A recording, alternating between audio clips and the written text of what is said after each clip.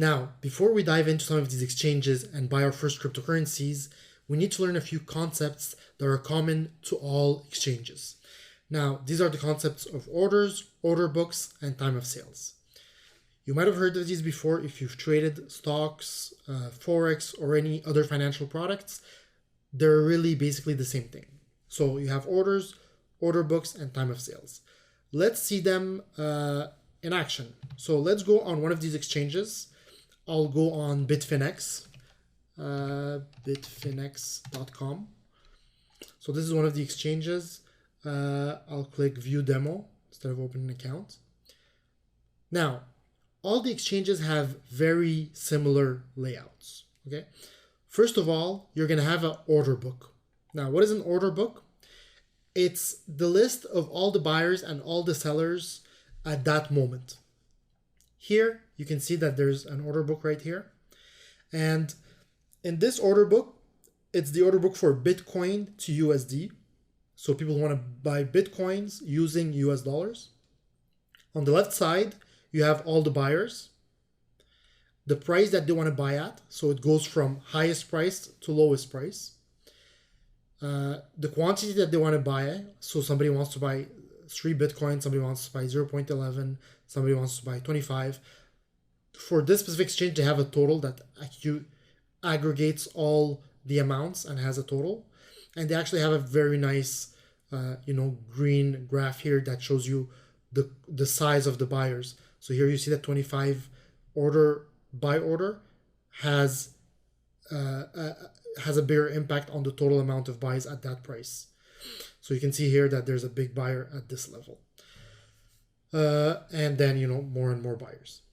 The count here is how many people are at that price. So if you have several people that want to buy at the same price, the count might be more. And now you have at the other side the sellers. And the sellers are going to go from the lowest price to the highest price.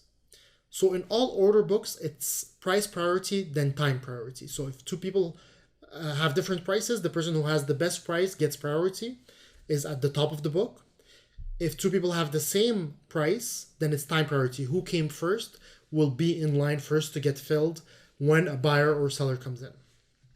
So you have all the buyers on the buy side, all the seller on the sell side, and this gives you an indication of what is the supply and demand for this cryptocurrency is. Now, if I want to buy this crypto, which is Bitcoin USD, how would I do that? I would do that by sending an order. Now, all exchanges also have the same type of order form. Here, you have the order form that says, how do you want to buy? You can buy by using a market order or limit order. Now, market order is an order that's going to buy directly at the best price available.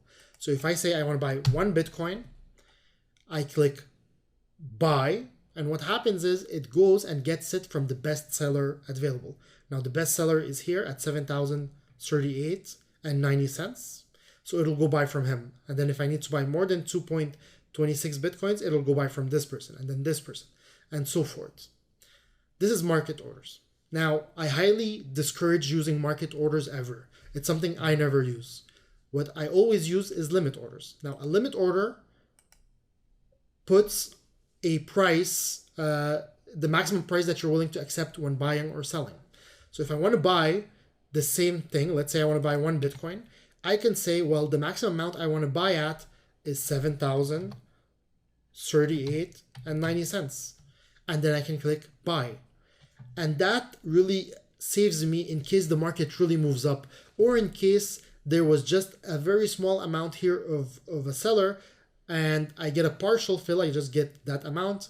And to get the rest of the order that I want to buy, let's say I want to buy 100 Bitcoins, there's only 0.23 here, and let's say the remaining 100 is way higher at a very bad price. Well, if I send a market order, I'm going to get filled at that bad price. By sending a limit order, I'm saying I want this price or better. Now, if there was a better price, I would get the better price. If there is not, I would get the price that I put in. Now, you see here, the price just went up. It went up to $7,041.80.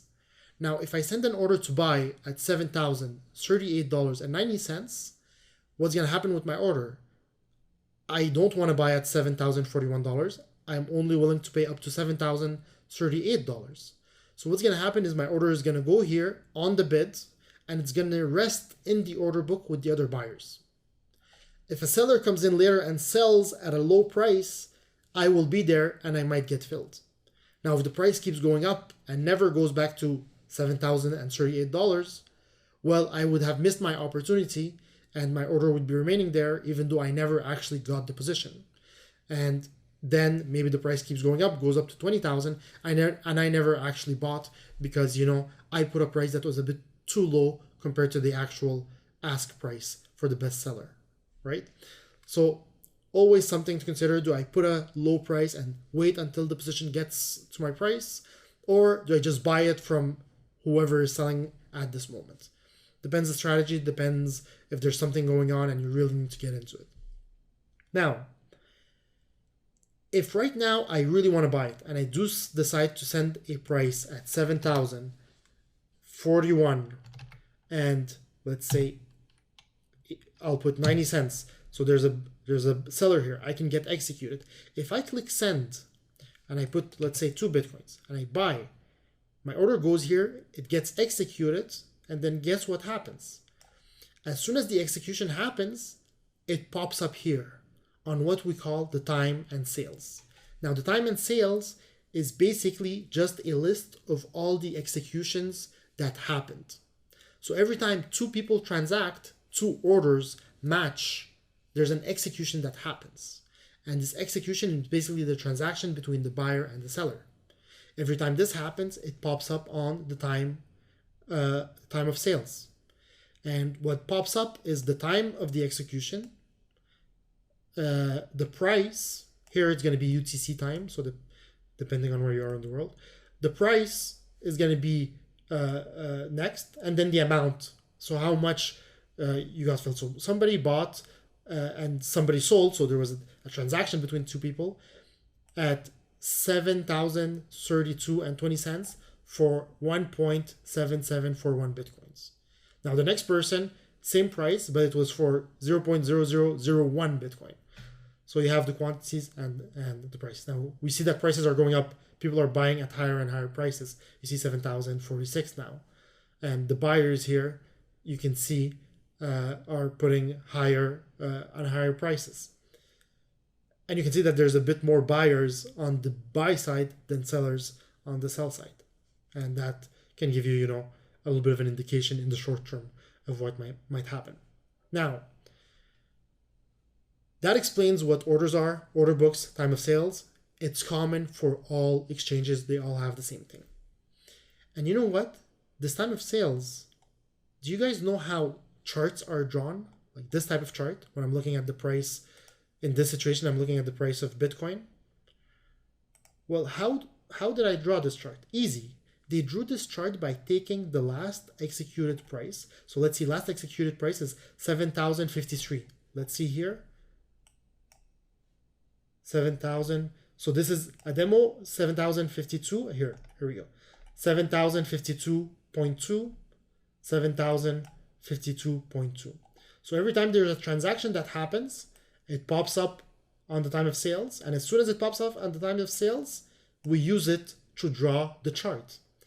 So when you're looking at charts, just remember that what you're looking at is a historical picture of supply and demand. That's what you're looking at. You're looking at historically what was supply and demand, because the supply and demand created a price, a transaction between people, and that transaction was drawn in the chart, right? So this is really what a chart is. It's just a graphical representation of historical supply and demand, right? Historical transactions. Keep that in mind when you're investing, because then you can understand that the only way that the price of a product goes up isn't because it's a great product or it's a great technology, but it's because somebody wants to buy it. And when somebody wants to buy it, he has to go on one of these exchanges, place an order, his order goes in the order book, and buys from somebody, and thus pushes the price up, right? So you always want to be buying something that other people are going to buy after you to keep pushing it up, not just because it's a good product. Yeah. Now, if I go on another exchange, let's say Binance, and again, we'll have a walkthrough of that exchange later in another lecture. But look at this. When I get into Binance, it looks very similar, right? And I'll put it on this side here. It looks very similar. What do we have?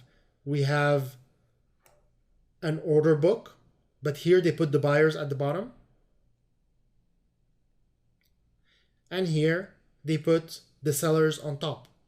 So you see buyers 753, 751, 751, 52, 51, and here 758 up to 760 and goes up. So you have the buyers at the bottom, sellers on top.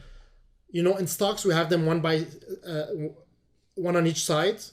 In cryptocurrencies, a lot of exchanges have them where the buyers are at the bottom, sellers are on top, but some other places like Bitfinex have them on the side as well.